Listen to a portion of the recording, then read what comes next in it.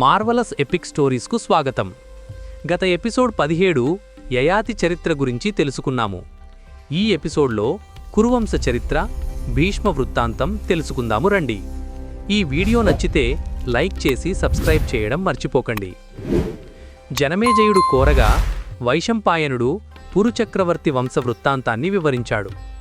సంవర్ణుణ్ణి పాంచాలురు ఓడించగా భార్యా మంత్రులతో సింధులోయకు పారిపోయాడు. వశిష్ఠుని ఆఫీసుతో సంవర్ణుడు తిరిగి రాజ్యాన్ని పొంది పరిపాలించాడు. సంవర్ణుని కుమారుడు కురు పేరిటే కురుక్షేత్రం ప్రసిద్ధి చెందింది. ఈ వంశంలోనే ప్రతీపుడు శిబి కుమార్తె సునందను వివాహం చేసుకోగా వారికి దేవపి, శంతనుడు, వల్తీకుడు జన్మించారు. దేవపి తపస్సుకై వెళ్లగా శంతనుడు రాజయ్యాడు. శంతనుడి స్పర్శతో వృద్ధులు కూడా యవ్వనం పొందడమని పేరు. శంతనుడికి గంగాదేవి వలన దేవవ్రతుడు అంటే భీష్ముడు జన్మించాడు. భీష్ముడు తండ్రి కోసం ఆజన్మ బ్రహ్మచారిగా ఉండి సత్యవతినిచ్చి వివాహం చేశాడు. సత్యవతి కన్యగా ఉన్నప్పుడు పరాశరుని వలన వేదవ్యాసుడు జన్మించాడు. శంతనుడు, సత్యవతీ కుమారులు చిత్రాంగుదుడు, విచిత్రవీర్యుడు. చిత్రాంగుదుని గంధర్వులు చంపగా భీష్ముడు విచిత్రవీర్యునికి కాశీరాజు కుమార్తెలు అంబిక, అంబాలికలతో వివాహం చేశాడు. విచిత్రవీర్యుడు సంతానం లేకుండా మరణించాడు. సత్యవతి ఆజ్ఞతో వ్యాసమహర్షి అంబిక ద్వారా ధృతరాష్ట్రుణ్ణి అంటే పుట్టు అంధుణ్ణి, అంబాలిక ద్వారా పాండురాజుని పాండువర్ణం, దాసి ద్వారా విదురుణ్ణి అంటే ధర్మవేత్తను ప్రసాదించాడు. ధృతరాష్ట్రునికి గాంధారి వలన దుర్యోధనుడు సహా 9 కుమారులు, దుస్సల అనే కుమార్తె కలిగారు. పాండవుల భార్యలు కుంతీదేవి, మాద్రిదేవి. కుంతికి మంత్రమహిమతో ధర్మరాజు, భీముడు, అర్జునుడు జన్మించారు. మాద్రి కుమారులు నకుల, సహదేవులు. పాండవుల సంతతిలో అభిమన్యుడు వీరుడు. విరాటరాజు కుమార్తె ఉత్తర అభిమన్యుని భార్య. ఉత్తర గర్భంలోని శిశువును అశ్వత్థామ బ్రహ్మాస్త్రం నుండి వాసుదేవుడు రక్షించాడు. వంశాన్ని ఉద్ధరించిన ఆ బాలునికి పరీక్షిత్తు అని పేరు పెట్టారు. పరీక్షిత్తు మాద్రవతిని వివాహం చేసుకున్నాడు. జనమేజయ, నీకు వపుస్థము ద్వారా శతానిక, శంకుకర్ణ జన్మించారు. శతానిక కుమారుడు అశ్వమేధదత్త. వేదవ్యాసుడు ఈ వంశచరిత్రను మహాభారతంగా రచించాడు. ఇక్ష్వాకు వంశపు మహాభిషుడు 1000 యాగాలు చేసి స్వర్గానికి చేరాడు.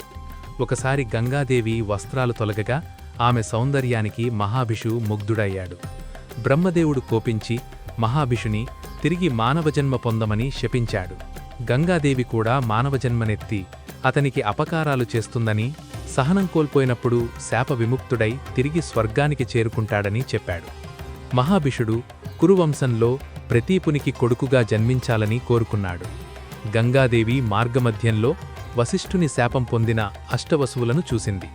వారు మానవ స్త్రీ గర్భంలో ప్రవేశించదలుచుకోక గంగాదేవిని తమకు తల్లిగా ఉండమని, తమకు శంతనుడి కుమారులుగా జన్మించాలని కోరగా గంగాదేవి సమ్మతించింది. ప్రతీపుడు గంగాతీరంలో తపస్సు చేస్తుండగా గంగాదేవి మానవకాంత రూపంలో వచ్చి కుడితొడపై కూర్చొని వివాహం చేసుకోమంది. ప్రతీపుడు కుడితొడ కూతుళ్లకు స్థానం కాబట్టి కోడలిగా స్వీకరిస్తానని చెప్పాడు. గంగాదేవి అంగీకరించి తన కుమారుడు తన కార్యాలను ప్రశ్నించరాదని, ప్రశ్నిస్తే అతడిని విడిచి వెళ్తానని షరతు పెట్టింది. గంగాదేవి అదృశ్యమయ్యాక ప్రతీపుడు యాగాలు చేసి శంతనుడికి జన్మనిచ్చాడు. శంతనుడు పెద్దవాడైన తర్వాత మహాభిష శంతనునికి ఆ దేవకన్య ఎవరో అడగకుండా, ఆమె చర్యలను ప్రశ్నించకుండా వివాహం చేసుకోవాలని ఆజ్ఞాపించి తపస్సు కైవెళ్లాడు. శంతనుడు గంగానదీ తీరాన లక్ష్మీదేవి వంటి సౌందర్యరాశిని అంటే గంగాదేవిని చూసి వివాహమాడదలిచాడు. తాను చేసే ఏ కార్యాన్ని అడ్డగించరాదని, అడ్డగిస్తే విడిచి వెళ్తానని షరతు విధించింది. శంతనుడు సమ్మతించాడు. వారికి 7 మగపిల్లలు జన్మించగా ఆమె వారిని పుట్టిన వెంటనే నీటిలో పడవేస్తూ ఇదంతా నీ మంచికే అనేది. శంతనుడు మాట ప్రకారం ప్రశ్నించలేదు. 8వ శిశువును కూడా నీటిలో పారవేయబోగా శంతనుడు ఆగ్రహించి ఆమెను ప్రశ్నించాడు. ఆమె, ఈ శిశువును సంహరించను. మన ఒప్పందం ప్రకారం నేను నిన్ను విడిచి వెళ్తాను. నేను గంగాదేవిని. శాపగ్రస్తులైన అష్టవసువుల శాప విమోచనార్థం వారికి తల్లినై వారి కోరిక ప్రకారం నీటిలో త్రోసివేశాను. 8వ వసువు మన కుమారుడు. ఇతడు గంగదత్తుడు అనే పేరుతో పిలువబడతాడు అని చెప్పి వసువులు వశిష్ఠ మహర్షి ఆశ్రమం నుండి నందిని అనే గోవును దొంగలించినందుకు శాపం పొందారని వివరించింది. ధిముడు అనే వసువు కొంతకాలం భూలోకంలో ఉంటాడని, అతడు నిస్సంతుగా ఉంటాడని చెప్పి పుత్రుణ్ణి తీసుకొని అదృశ్యమయ్యింది. శంతనుడి కుమారుడు గాంగేయుడుగా దేవవ్రతుడిగా ప్రసిద్ధి చెందాడు. శంతనుడు రాజధాని చేరి 4 ఏళ్ల తర్వాత యమునా నదీ తీరాన సుగంధ పరిమళాలతో కూడిన ఒక కన్యను అంటే సత్యవతిని చూసి మోహించాడు. ఆమె మత్స్యరాజు కుమార్తె. శంతనుడు మత్స్యరాజు వద్దకు వెళ్లి వివాహం కోరగా మత్స్యరాజు, నా కుమార్తెకు జన్మించిన కుమారుడే నీ తర్వాత రాజు కావాలి అని కోరాడు.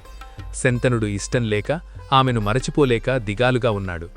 తండ్రి దుస్థితిని గమనించిన దేవభ్రతుడు మంత్రి ద్వారా మత్స్యరాజు కోరిక తెలుసుకొని మత్స్యరాజు వద్దకు వెళ్లి, సింహాసనానికి నా వారసత్వాన్ని పరిత్యజించాను, నేను ఆజన్మ బ్రహ్మచారిగా ఉంటాను అని భీషణ ప్రతిజ్ఞ చేశాడు. ఆకాశం నుండి దేవతలు ఇతడు భీష్ముడే అని ప్రశంసించారు. మత్స్యరాజు సమ్మతించి సత్యవతిని శంతనుడికిచ్చి వివాహం చేశాడు. శంతనుడు సంతోషించి భీష్మునికి స్వచ్ఛంద మరణాన్ని వరంగా ఇచ్చాడు. శంతనుడు సత్యవతికి చిత్రాంగుదుడు, విచిత్రవీర్యుడు జన్మించారు. శంతనుడు స్వర్గస్థుడయ్యాక చిత్రాంగుదుడు రాజుగా గంధర్వరాజుతో యుద్ధంలో మరణించాడు. బాలుడైన విచిత్రవీర్యునికి భీష్ముడు సంరక్షకుడయ్యాడు. విచిత్రవీర్యుని వివాహం కోసం భీష్ముడు కాశీరాజు స్వయంవరం నుండి అంబ, అంబిక, అంబాలికలను బలవంతంగా తీసుకువచ్చాడు. అంబ సాళ్వభూపతిని ప్రేమించిందని చెప్పగా భీష్ముడు ఆమెను తిరిగి పంపాడు.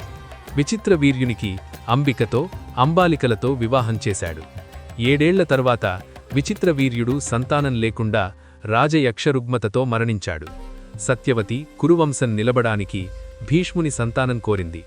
భీష్ముడు తన ప్రతిజ్ఞ నుండి మరలలేనని చెప్పి అత్యవసర పరిస్థితుల్లో వేదశాస్త్రమెరిగిన బ్రాహ్మణుడి ద్వారా సంతానం పొందవచ్చని పూర్వ సంఘటనలను ఉదహరించి వంశాన్ని నిలబెట్టడానికి వేదవ్యాసుణ్ణి పిలవమని సూచించాడు. సత్యవతి తన మొదటి కుమారుడు యోగశక్తితో జన్మించిన వ్యాసుని మదిలో తలచుకుంది. వ్యాసుడు ప్రత్యక్షమయ్యాక తల్లి కోరిక ప్రకారం తమ్ముడి భార్యలకు సంతానమిస్తానని, అయితే వారు 1 ఏడాది పాటు నియమాలు పాటించాలని చెప్పాడు. రాజ్యపాలన ఆలస్యం కాకుండా వెంటనే కావాలని సత్యవతి కోరింది. వ్యాసుడు తన ప్రస్తుత రూపాన్ని, దుర్గంధాన్ని వారు భరించగలిగితే వెంటనే సంతానం కలుగుతుందని చెప్పాడు. సత్యవతి అంగీకరించి అంబికను వ్యాసుని వద్దకు పంపింది. వ్యాసుని చూసి భయంతో అంబిక కళ్ళు మూసుకుంది. అందువలన ఆ కుమారుడు పుట్టు అంధుడిగా జన్మిస్తాడని వ్యాసుడు చెప్పాడు. అంధుడు రాజ్యపాలన చేయలేనని సత్యవతి మరో కుమారుణ్ణి కోరింది. అంబాలిక వ్యాసుని చూడగానే పాలిపోయింది, వివర్ణమయ్యింది. అందువలన పాండువర్ణము గల కుమారుడు జన్మిస్తాడని వ్యాసుడు చెప్పాడు. అంబిక తిరిగి వ్యాసుని వద్దకు వెళ్లడానికి భయపడి తన చెలికతిని పంపింది. ఆ దాసికి ధర్మవేత్తైన విదురుడు జన్మించాడు. మాండవ్య మహర్షి శాపం వలన ధర్మదేవతయే విదురునిగా అవతరించాడని వ్యాసుడు వివరించాడు. ఈ విధంగా వ్యాసుని వలన విచిత్రవీర్యుని భార్యలకు కురువంశ ప్రతిష్టను ఇమ్మడింపజేసిన సంతానం కలిగింది. భీష్ముడు ఆ సంతానానికి సంరక్షకుడిగా ఉన్నాడు. రాబోయే ఎపిసోడ్లో విదుర వృతాంతం గురించి తెలుసుకుందాం. ఈ వీడియో నచ్చితే లైక్ చేసి సబ్స్క్రైబ్ చేయడం మర్చిపోకండి.